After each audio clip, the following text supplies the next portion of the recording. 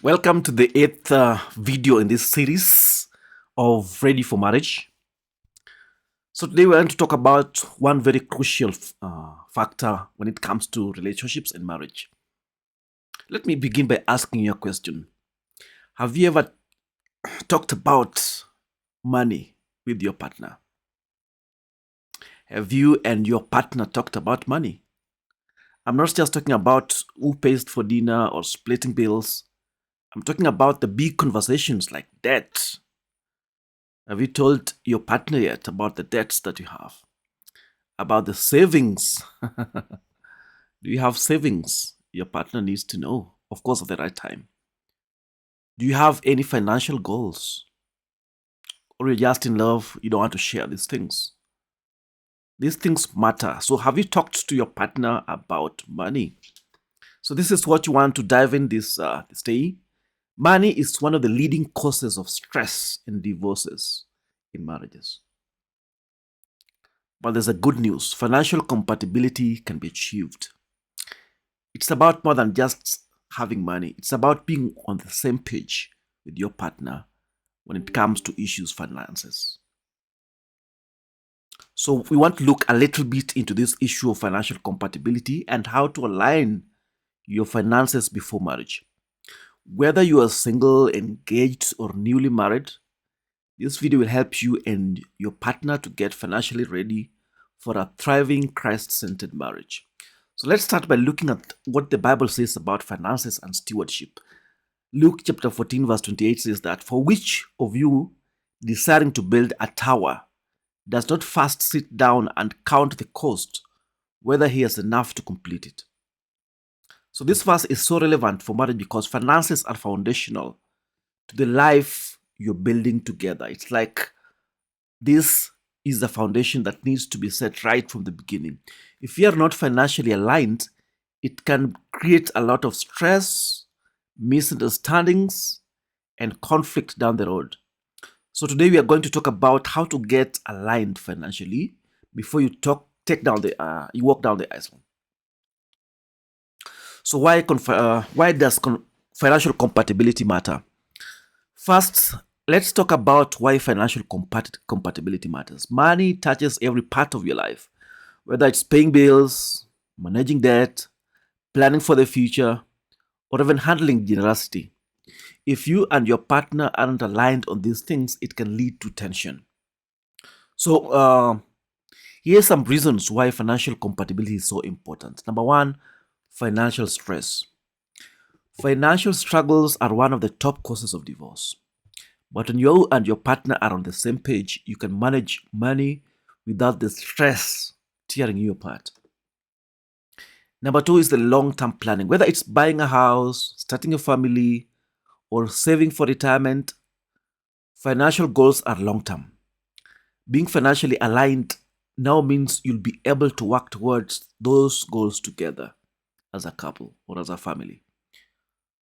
So, biblical stewardship is also important. As Christians, we are called to be good stewards of what God has given us. That includes managing our finances in a way that honors God and aligns with biblical principles. Money doesn't have to be a cause of stress in your marriage for those who are married or those who intend to get married. In fact, when you handle it well, it can be a source of peace, security, and even generosity. You could be asking yourself, how can you discuss finances before marriage? So, how do you start having those important financial conversations before marriage? It can feel awkward. And sometimes when you want to discuss these issues, maybe your partner could see you like, is this a gold digger? So it's one of those delicate topics to start talking about. But from this video, I believe this is something you should start finding a way of discussing it with your partner. It's very essential to talk about it before you say I do. Believe me. So what do you discuss about money? Yeah. Let's be candid here. The number one thing that you could need to discuss is debt. Of course, at the right time. You don't discuss all these things on your first date. Yeah. You need to know each other first a little bit to understand how serious they are with you. Maybe understand other areas first before, uh, like faith, beliefs, what's important to them, and then now you can come to this. So, what you need to talk about money number one is debt. Be honest about any debts you're bringing into the marriage. So, before that wedding, you've got to be open about the debts: student loans, credit card debts, medical bills. It's also important to know where each of you stands financially. Sometimes you could see things out there, you could see people having a lot of assets. And sometimes those assets could be loans. There have been cases where people were living large on loans, and probably others are attracted to them because of they see like they're financially stable, but it was all debt. So before, during this, probably in the engagement process, after you're engaged, please make sure that you're talking about this. Be clear. Talk about your income. Talk about how much each of you makes and how you want to handle your income together. Will you combine your finances or keep something separate? This is something every couple needs to decide based on their own preferences. Excuse me.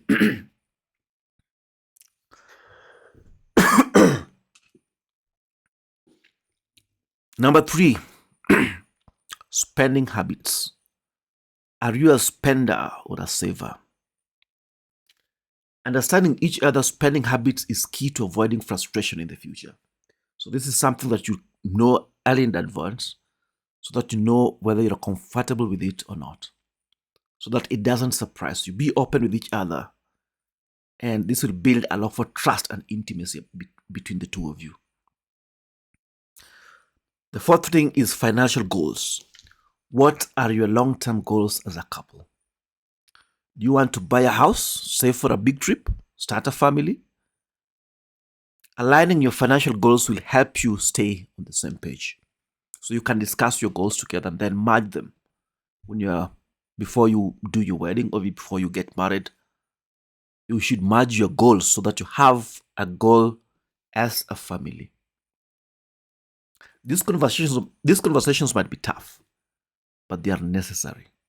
Proverbs chapter 27, verse 23 reminds us that know well the condition of your flocks and give attention to your herds. In modern terms, this means paying attention to your finances and managing them with care. So, how do you create a financial plan as a couple? Once you've had the initial financial discussions, the next step is to create a financial plan together. This is where the rubber meets the road. You're not just talking about money, you are creating a plan to manage it well as a couple. So here is how you can do this simple budgeting. Budget together. Sit down and create a monthly budget. Look at your income, your expenses, and decide how you are going to allocate your money.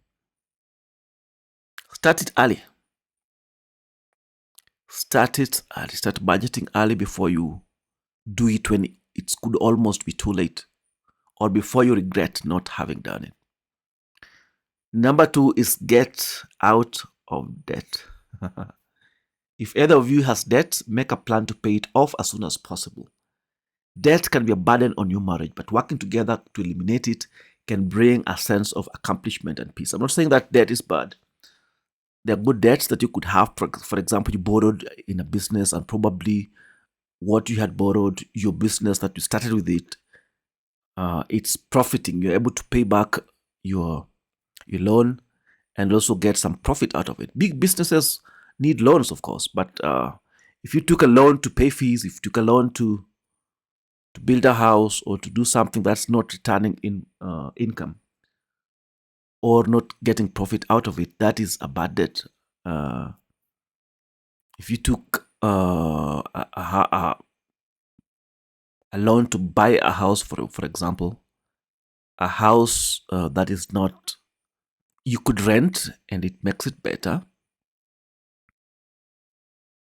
The times when it could be good to buy a house, for example, if you're in town, then it looks as an investment. Maybe you buy a house in town so that you avoid paying rent. If you look at the cumulative expenses that you use to pay rent, it could be equivalent to buying a house. So it makes it better. And then this is an investment you can leave when probably you retire to your home in the village. You could have your house getting income for you in your retirement, probably. So determine the kind of debts, but these personal debts that are not bringing any income are liabilities. So get out of those as soon as you can. Number 3 is save for emergencies. Life happens, whether it's an unexpected car repair, a medical bill, or job loss. Anything could happen. You could lose your job today. What happens? Probably you should have most financial advisors advise that you should have at least money enough for you to go 6 months if any source of income that you are having now stops. Yeah, save for emergencies. An emergency do happen, especially when the children now come in. You could have emergencies anytime. Number 4, plan for the future. Talk about long-term savings goals like buying a home, investing, or saving for retirement. The earlier you start, the better prepared you'll be for the future. So if you're wondering, how do I create that financial plan? That's an outline. Of course, we tackle these more in our books and our one-on-one coaching sessions. If you want to get one of these, please get in touch. You're free. So remember, financial planning isn't just about numbers. It's about building trust and working together as a team. You cannot work together. Amos 3 verse 3 says that you do not work together unless they have agreed to do so. So you need to make an agreement. And this financial alignment is about agreement, working together in unity financially, not hiding everything from your partner. Of course, in your budgeting, you should allocate something that somebody can spend without having to account for it. So you allocate a specific amount. If you decide to pool money into one account, which is one of the preferred ways of handling it as a Christian, because two become one. When you get married, it says two become one. And you leave your parents, you become one family, one unit. So that means your financials should be one unit. And I'm glad this is one part I'm glad with. I'm lucky to had gotten a wife whom we agree with in this. We know what each other gets, and we make our plans together. So it's very important. Sorry, it's very important to have that as a couple. So make that plans, make that budget, and know how you'll operate from day one. After that wedding, you come back from the honeymoon, you know exactly what to do. So don't get surprised. Sometimes some couples could get broke as much as even they come from the honeymoon when they're already broke. They'd spent all the things they had, all the money they had, the resources they had in the wedding, probably expecting presents, and then presents didn't come, so they're now totally broke, nothing to start beginning with. Yeah. Sometimes lacking even food. So it's good to plan and have a 6-month, assume something would happen that all your income stop now. You have some savings for around 6 months that could take you through. Yeah. So what are some biblical principles of financial stewardship? As we talk about finances, we can't forget about stewardship. As Christians, we believe that everything we have belongs to God, and we are called to manage it wisely as stewards. Proverbs 21:20 says, "The wise store up choice food and olive oil, but fools gulp theirs down." This verse teaches us about saving and managing our resources well. Being financially compatible means both of you are committed to wise stewardship, saving for the future, and using your resources to bless others. So here are some biblical principles guiding your financial decisions. Number one is tithing. Make a commitment to give back to God by tithing. This shows that you trust God with your finances. You should try God in this. I have seen people who have tried God with this and they have never been disappointed. This is not to say that you do it expecting something, but you do it because you're supposed to do. God has said that you need to do it. So make a commitment in tithing as a couple, especially as Christians. Generosity. Be open to using your resources to bless others. When you give, you reflect God's heart of generosity. When you welcome people to your house, when people come to your house, they know they will get food. They know they'll get help. You are generous. I believe you will be blessed. But if you're trying to be too stingy, wanting to skip as much as possible, it is not good. So generosity is biblical. Help people who come to you seeking for assistance, because when they come to you, they know this brother, this sister could help us, this couple can help us. Let's go and seek him. Yeah, of course, we have to use our intelligence to know the realistic ones and the fake ones. Contentment. Learn to be content with what you have. This will prevent financial stress from creeping into your marriage. Let's talk a little bit about trusting God with your finances. We can plan, budget, and save, but ultimately, God is in control. When you trust God with your finances, you are acknowledging that He is your provider and He will take care of you and your future. Matthew 6 verse 33 says, "But seek first the kingdom of God and His righteousness, and all these things will be given to you as well." We do expand on this in our discussions, in our group discussions and one-on-one sessions. When you prioritize God's kingdom, when you make Him the center of your marriage, including your finances, He promises to provide for you. So as you prepare for marriage, don't just focus on getting the numbers right.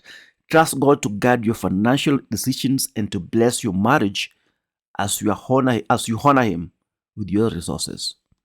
I want us to conclude this video now. Let's make a conclusion of this and say that financial compatibility is key to a thriving marriage. It's not just about managing money. It's about building trust, working together, and honoring God with your finances. Can your partner trust you with finances? Are you trustworthy in your relationship when it comes to finances? Or you have secret accounts which only you know? If this message resonated with you, I encourage you to take the next step. Get a copy of Ready for Marriage and dive deeper into how you can prepare emotionally, spiritually, and financially for the marriage God has for you. Let's commit today to aligning our finances, working together as a team, and trusting God with every aspect of our marriage. Thank you very much for joining me on this video. I'm excited to see you being blessed in your finances and your future marriage as you align with God's biblical principles. And may God bless you.